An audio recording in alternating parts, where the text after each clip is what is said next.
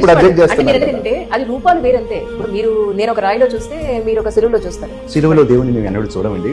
బాబోయ్ మీకు దండం పెట్ట. మరి ఎక్కడ చూస్తారు అంజలి గారు? సిలువ దేనికి సాదృశ్యం అంటే త్యాగానికి సాదృశ్యం. సరే, మీరు ఎందులో దైవత్వం చూస్తారు? ఎందులోని చూడమండి. దేవుడు ఆత్మస్వరూపి కాబట్టి we have to experience that. First commandment బైబుల్లో, మరి మీరు చదివారో లేదో తెలియదు, 10 ఆజ్ఞలు ఉంటాయండి. That is the moral standard, right? అది జూస్ కావచ్చు, క్రిస్టియన్స్ కావచ్చు, అది ఇస్లాం రిలీజియన్ కావచ్చు, రైట్? దీస్ మోనోథిజం రిలీజియన్స్ ఏవైతే ఉన్నాయో అందులోని ప్రాముఖ్యం ఏంటంటే do not worship the creation but worship the creator. So that is the standard moral standard అనమాట. సో అందుకనే you shall have no graven images.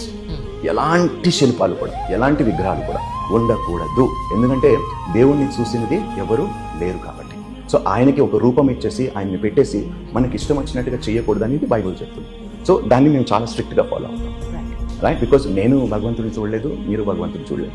ఎవరో శిల్పీలు చెక్కినదే మీరు చూస్తున్నది, దాన్ని మీరు పూజిస్తున్నారు. నేను కూడా చూడలేదు, రైట్? యేసుక్రీస్తు నేను చూడలేదు. యేసుక్రీస్తు ఇలా ఉంటాడని ఎవరైనా ఫోటో చెప్పినా వాడికి దండం పెడతాను, right? I don't believe in that.